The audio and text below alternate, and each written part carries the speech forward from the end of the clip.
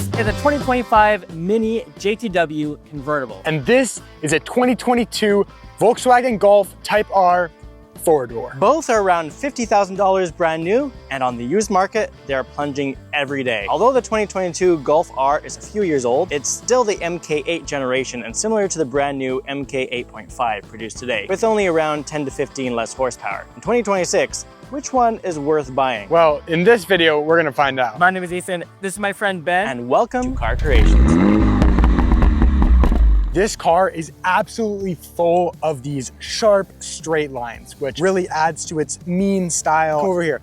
Down here, we've got these nice bright blue brake calipers. They match this trim right here. Come on back here. Not one, not two, not three, but 4 exhaust pipes, which is actually 4 times as many as that guy over there. And on the other hand, this Mini is all about round and circles. Even with this generation, they have made the bonnet more round. They have brought the round headlights more to the front, so you can see that they're round. Everything is round. Coming to the side, I do love how they add some sharp edges with the JCW blade right there, as well as chili red all over the place, including these red calipers. Although on this Mini, they feel a little bit small. The least favorite thing about this car is it has a single center exhaust pipe. I mean, maybe it looks fine on like a Fiat, but this is no Fiat. This has over 200 horsepower. You should be able to see that exuberating around the car. However, interior is where both these cars might be more similar. Most of the stuff in this car looks super, super nice. Quality material, until you start looking around the car.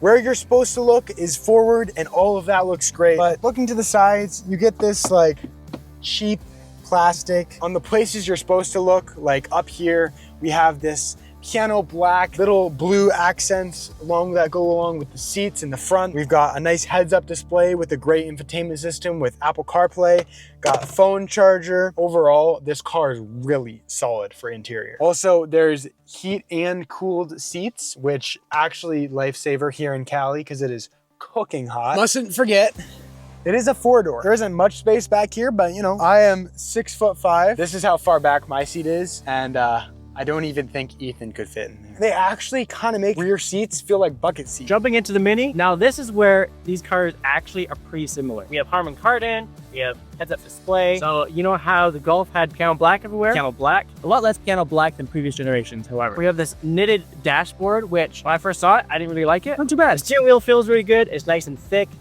Red stitching all over the car. The seats are really comfortable. They feel like buckets and they grip you really well. Infotainment system is where this car absolutely shines.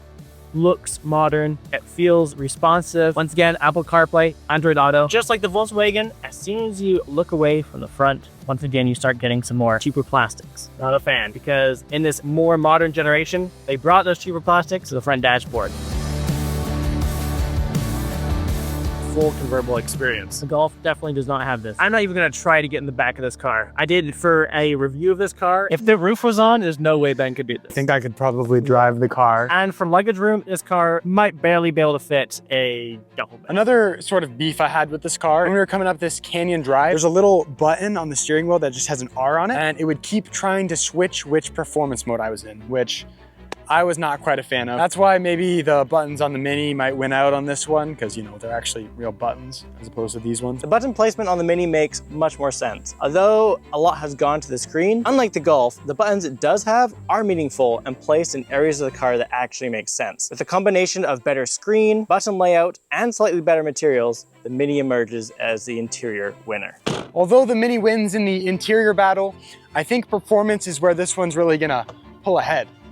Let's go hash it out on the road. You just heard what it sounded like out here? Listen to what I hear in here.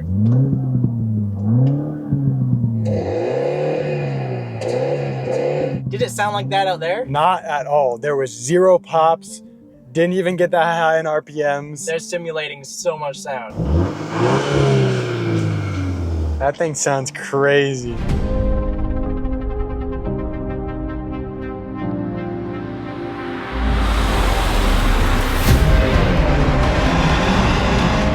Both have 2-liter 4-cylinder turbocharged engines. However, the difference is how it delivers the power. The Golf R will deliver it to all 4 wheels with a really great all-wheel drive system, whereas the Mini, just front-wheel drive, baby.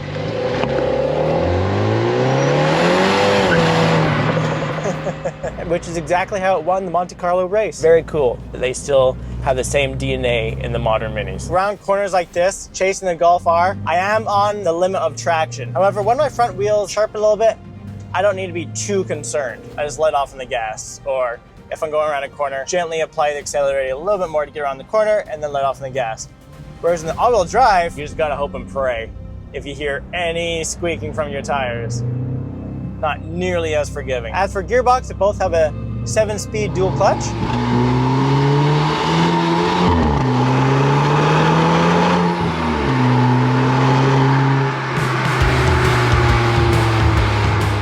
The Golf R definitely snaps between the gears a lot more, whereas the Mini kind of kicks you in the back a bit more and you can really feel the gear change. The Golf probably wins in how much feedback you get to the steering wheel, because the Mini, you don't get a ton of feedback to the steering wheel. It's pretty bad. Now, talking about steering, what about driving dynamics? So with a shorter wheelbase in the Mini, it really gives you the ability to chuck into the corners a bit more.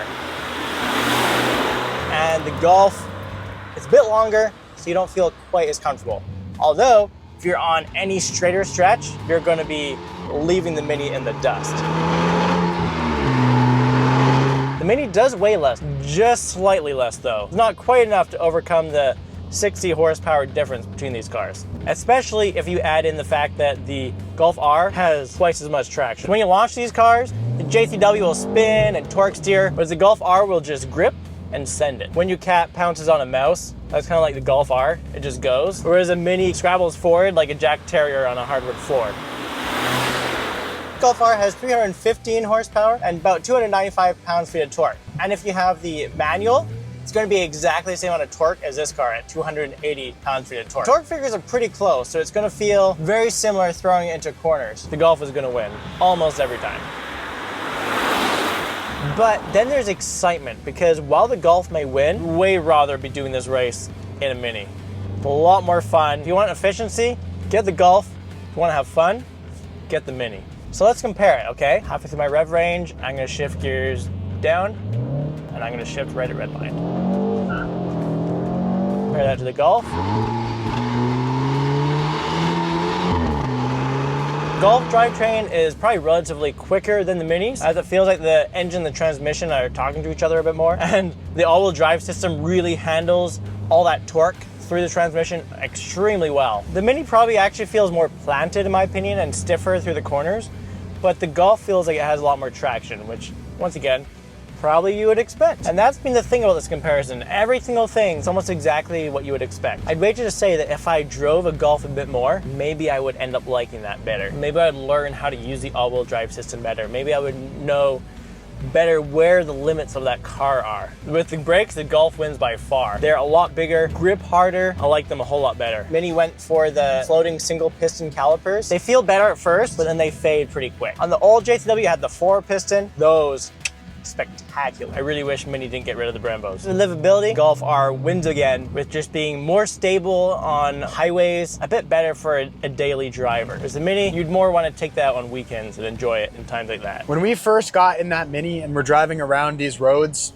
I was really feeling the Mini. Now that I've stepped in this car, so what would I prefer? I think if I was going to be really serious about performance driving, I would go Golf all day long, but in saying that, I'm rarely doing just straight performance drives. Sometimes I choose not to use the racing line and cut right into a corner just so I can feel the G-forces. So I would say that my type of driving, I think the Mini's a bit more for me. However, I think the question is, what would you guys prefer? I know Ethan's a little bit biased because, you know, he loves Minis, but I think this might be the better option. The cornering, it is so amazing. When I got in this car and started driving up this canyon pass, I was a little bit nervous looking at how steep the roads were on the way here. Now that I'm actually driving these roads in this car, all of the nerves are gone. This car is hilariously fun on these back roads. It does give you a whole lot of confidence too. All right, so which one do you guys think won? Well, let me go talk to Ben to see which one we think won. You know, overall, if you're trying to just have a fun day and drive around with the roof off, this one's probably the better option. Personally, I think it looks better. I like all the little fun features of it. A fun car, it stands out. It's everything what a sports car should be. However, for performance, that's where this one absolutely blows it out of the water. Mean and aggressive. The real sounds, not any speakers, anything like that. It's real. Performance-wise, this thing absolutely blows the Mini out of the water. Four-wheel drive, it really digs into the road and does a great job of launching, getting grip through corners. I think personally, I might still go for the Mini just because I'm a bit biased. I like the Mini, but someone who's completely non-biased, who has never owned either one of these cars in his life, I would definitely go with the Golf. We hope you enjoyed this video. Let us know down below which one you would choose and why. Which one do you think is better and why? Most of all, we hope you all have an amazing rest of your day. We'll see you in the next one.